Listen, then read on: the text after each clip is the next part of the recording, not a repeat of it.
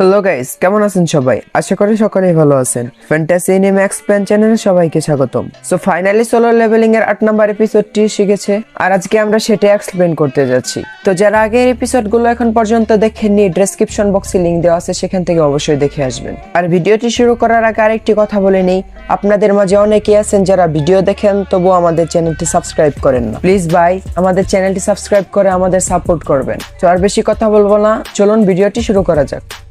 তো এপিসোডের শুরুতে আমরা জিনহোকে হসপিটালে দেখতে পাই, যে তার মায়ের বেডের পাশে বসেছিল আর সে মনে মনে ভাবছিল, যদি আমার কাছে লাইফ অফ এলেক্সার থাকতো তাহলে আমি আমার মায়ের অসুখটা এক্ষুনি ভালো করে দিতে পারতাম। তবে সে লাইফ অফ এলেক্সার প্রাপ্ত করার জন্য আমাকে সি র্যাঙ্কের ডানজানের ভিতর যেতে হবে, আর আমি এখনো নর্মাল আছি, আমার লেভেল এখনো বৃদ্ধি পায়নি। যদি এই অবস্থায় আমি সেই ডানজানের ভিতরে যাই তাহলে সেটা জেনে শুনে একটা আত্মহত্যার সমান হবে। তো তারপর জিনহো মনে মনে ভাবে, যেভাবেই হোক আমাকে লাইফ অফ এলেক্সার পেতেই হবে আর আমার মাকে সুস্থ করতেই হবে। তো তারপর আমরা দেখতে পাই জিনহো ইয়োর সাথে দেখা করে। ইয়ো মানে হচ্ছে সেই রিচ হান্টারটি, যার নাম আমরা আগের পর্বে ভুল বলেছিলাম, তার জন্য সকলের কাছে ক্ষমা প্রার্থী। তো তারপর আমরা দেখতে পাই ইয়ো জিনহোকে যে অফারটি করেছিল, মানে তার বাবার প্রজেক্টে কাজ করার জন্য, জিনহো সেই কাজটি করতে রাজি হয়ে যায়। আর এটা শুনে ইয়ো খুবই খুশি হয়ে যায়। তখন জিনহো বলে, তবে আমার একটা শর্ত আছে। তখন ইয়ো বলে, জলদি বলো তোমার কি শর্ত। তখন জিনহো বলে, আমার শর্তটি হচ্ছে সেই ডানজানের ভিতর তুমি আর আমি দুজনেই যাব, বাকি আর কাউকে নিয়ে যাব না। তখন ইয়ো বলতে থাকে, এটা কিভাবে সম্ভব? সেটা একটি সি র্যাঙ্কের ডানজন, আর সেটার ভিতরে যেতে হলে আপাতত আমাদের 8 জন মেম্বারের দরকার পড়বে, নয়তো তো আমরা দুজনে গেলে মারা পড়বো সেখানে। তখন জিনহো বলে, আচ্ছা ঠিক আছে, তাহলে আমরা আর 6 জন মেম্বারকে ভাড়া করে নিব, যাতে তারা আমাদের পেমেন্টের উপর সমান ভাগ বসাতে না পারে। আর যখন তোমার বাবা দেখবে আমরা স্বল্প খরচে এই কাজটি সম্পন্ন করতে পেরেছি, তখন সে আমাদের উপর আরো ইমপ্রেস হয়ে যাবে। আর জিনহোর এই আইডিয়াটা ইয়োর খুবই ভালো লাগে আর সে এটাতে রাজি হয়ে যায়। তো তারপরে সিনে আমরা দেখতে পাই ইয়ো তার বাবার সাথে গাড়িতে করে কোথাও যাচ্ছিল। তখন তার বাবা ইয়োকে বলে, মনস্টাররা পৃথিবীতে আসতে শুরু করেছে 10 বছর হয়ে গেল, আর এর মাঝে পৃথিবী অনেক পরিবর্তন হয়ে গেছে, আর এর পিছনে হান্টারদেরও অনেক বড় ভূমিকা রয়েছে। আর এই হান্টারদেরকে যারা কন্ট্রোল করে তারাই হচ্ছে হান্টার অ্যাসোসিয়েশন। আর আমাদের দেশে 5টি হান্টার অ্যাসোসিয়েশন গ্রুপ আছে, তার মাঝে হচ্ছে the Hunter guild, the white tiger guild, the Ripper guild এবং দ্য নাইট গিল্ড। আর এই সকল গিল্ডের লোকেরা হান্টারদের দ্বারা মিশন করিয়ে ডানজানের ভিতর থেকে যে সকল ইকুইপমেন্ট এবং আইটেম কালেক্ট করে তার দ্বারা তারা আরো ধনী হয়ে যাচ্ছে, কিন্তু তারা সাধারণ জনগণের জন্য কিছুই করছে না। আর এটা এই দেশের জন্য বড় একটি হুমকির কারণ হয়ে যাচ্ছে।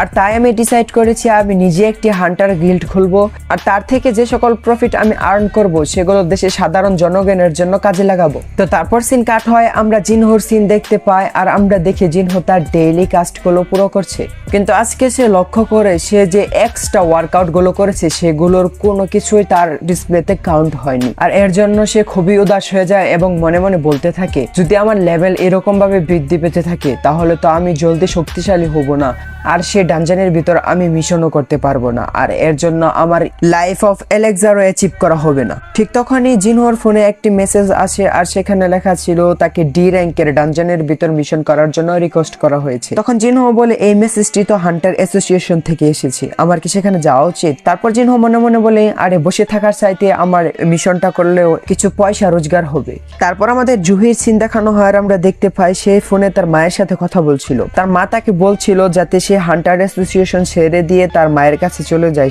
কিন্তু জুহি তার মায়ের কথায় রাজি হয় না, কারণ সে নিজের পায়ে দাঁড়াতে চায়। ঠিক তখনই জুহির ফোনেও একটি মেসেজ আসে, আর যেখানে ডি র্যাঙ্কের ডানজানের ভিতর যাওয়ার জন্য রিকোয়েস্ট করা হয়েছিল। তো তারপর আমাদের জিনহোর সিন দেখানো হয়, আর আমরা দেখতে পাই সে তার নেক্সট মিশনের জন্য রেডি হচ্ছে। ঠিক তখনই তার বোন তার কাছে আসে আর বলে, সত্যি আমি খুব অবাক হচ্ছি তোমাকে দেখে, তুমি আগের চাইতে অনেক লম্বাও হয়ে গেছো। আর যে মানুষটা যে কোনো মিশনে গেলে সেখান থেকে আহত হয়ে ফিরে আসতো, আর তাকে ঠিক হতে হতে কয়েক সপ্তাহ সময় লেগে যেত, আর এখন সে অনেকটা স্ট্রং হয়ে গেছে, তোমাকে দেখে আমি খুবই অবাক হচ্ছি। আর আমার মনে হচ্ছে তুমি যে সকল ট্রেনিং গুলো করছো সেগুলো হয়তো কাজে দিচ্ছে, তাই না? তখন জিনহো বলে, হ্যাঁ হয়তো কাজে দিচ্ছে, দিয়েছে আর তার জন্যই তো আমি এখন কিছু ভালো ইনকাম করতে পারছি। আর এই কথা বলে জিনহো সেখান থেকে বেরিয়ে যেতে থাকে, কিন্তু তার বোন তখন তাকে পিছন দিক থেকে ডেকে বলে, তুমি কি তোমার ইকুইপমেন্ট গুলো নিয়ে যাবে না? তখন জিনহো বলে, না এখন আর আমার সেগুলোর দরকার পড়ে না। আর এই কথা শুনে তার বোন খুবই অবাক হয়ে যায় আর মনে মনে বলতে থাকে, একটা মানুষের এতটা পরিবর্তন কিভাবে সম্ভব? তো তারপরে সিনে আমাদের মিস্টার সনকে দেখানো হয়, আর সন হচ্ছে সেই ব্যক্তি যার সাথে জিনহো আগেও মিশন করেছিল, মানে যে মিশন থেকে জিনহো পাওয়ারটা পেয়েছিল সেই স্ট্যাচুর মিশনটা আর কি। তখন মিস্টার সন মনে মনে ভাবছিল, আমি তো শুধু মার্শাল আর্ট এবং আমার ফিজিক্যাল এবিলিটি আছে, ডানজানের ভিতর যদি আমার সাথে কোনো ম্যাজিক্যাল মনস্টারের সাথে দেখা হয়ে যায় কিংবা তার সামনাসামনি যদি আমি পড়ে যাই তাহলে তাদেরকে আমি কিভাবে হারাবো?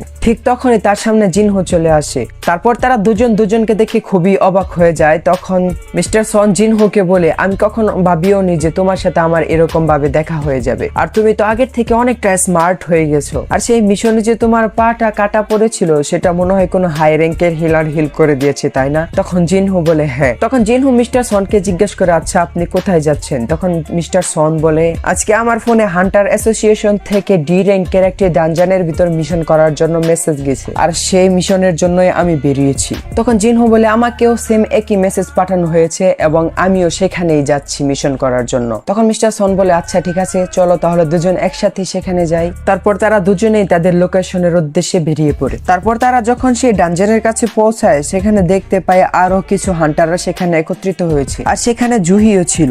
তখন জুহি জিনহুকে বলে, জিনহু এটা কি তুমি? তোমাকে তো একদম চেনাই যাচ্ছে না, তুমি তো অনেকটাই লম্বা হয়ে গেছো এবং অনেক হ্যান্ডসাম হয়ে গেছো। ঠিক তখনই সেখানে একটি গাড়ি এসে দাঁড়ায় এবং সেই গাড়ি থেকে কিছু ক্রিমিনাল নামে, আর তারা নেমে জুহিকে ডিস্টার্ব করা শুরু করে দেয়। সেখানে একজন ক্রিমিনাল জুহিকে বলতে থাকে, এই সুন্দরী তুমি কি আমার সাথে ডেটিং এ যেতে ইচ্ছুক? তখন সেখানে থাকা একটি লোক সেই ক্রিমিনালদেরকে বলতে থাকে, তোমরা এখানে ছুটি কাটাতে এসোনি যে তোমরা ডেটিং এ যাবে। আর তখন হান্টার অ্যাসোসিয়েশনের একজন মেয়ে কর্মচারী সকলকে বলতে থাকে, এই ক্রিমিনালরা তাদের শাস্তি কমানোর জন্য এখানে কাজ করতে এসেছে, আমার মনে হয় না তাদের শাস্তি কমানোর লোভে তারা এখানে কোনো উলটপালট কাজ করতে পারবে। আর যাতে তারা উলটপালট কিছু না করতে পারে সেজন্য এখানে সি র্যাঙ্কের একজন হান্টারকে নির্ধারণ করা হয়েছে, আর একজন সি র্যাঙ্কের হান্টার 3 জন ডি র্যাঙ্কের ক্রিমিনালকে তো অবশ্যই কন্ট্রোল করতে পারবে। আর যে সি র্যাঙ্কের হান্টারটিকে এখানে ক্রিমিনালদেরকে কন্ট্রোল করার জন্য নির্ধারিত করা হয়েছিল তার নাম হচ্ছে ক্যান। তো তারপর মিস্টার ক্যান বলে, আচ্ছা আপনাদের মধ্যে কে এই হান্টারদেরকে লিড করবে ডানজানের ভিতর? তখন মিস্টার সন জিনহুর কাছে যায় এবং বলতে থাকে, জিনহু যদি আমি সকল হান্টারদেরকে লিড করি তাহলে তোমার কোনো প্রবলেম নেই তো? তখন জিনহু বলে, না কোনো প্রবলেম নেই আমার। তখন মিস্টার সন আগের মিশনের জন্য জিনহুর কাছে ক্ষমা চায়, কারণ তার ভুলের জন্যই সেখানে সেদিন অতগুলো মানুষ মারা গিয়েছিল। আর মিস্টার সনের কথা জিনহু রাজি হয়ে যাওয়ার কারণে মিস্টার সন তার মাথা নুয়ে জিনহুকে ধন্যবাদ জানায়। তখন মিস্টার ক্যান বলে, আচ্ছা আপনাদের মাঝে কি ডিসাইড করা হয়েছে যে কে ডানজানের ভিতর হান্টারদেরকে লিড করবে? তখন জিনহু বলে, হ্যাঁ মিস্টার সন আমাদেরকে এখানে লিড করবে। তখন মিস্টার ক্যান বলে, আচ্ছা ঠিক আছে, যেহেতু সকল কিছু ঠিক হয়ে গেছে তাহলে চলুন আর দেরি না করে আমরা ডানজানের ভিতরে ঢুকে পড়ি। আর তারা সকলে সেই ডানজানের ভিতর ঢুকে যায়, আর এখানে এই এপিসোডটি শেষ হয়ে যায়। তো বন্ধুরা এই এপিসোডটি কেমন লাগলো তা অবশ্যই কমেন্টে জানাবেন, ভালো লাগলে একটি লাইক তো অবশ্যই করবেন, আর আপনাদের বন্ধুদের কাছে শেয়ার করে তাদেরও দেখার সুযোগ করে দিবেন, আর আমাদের চ্যানেলটি সাবস্ক্রাইব করে আমাদের পাশেই থাকবেন।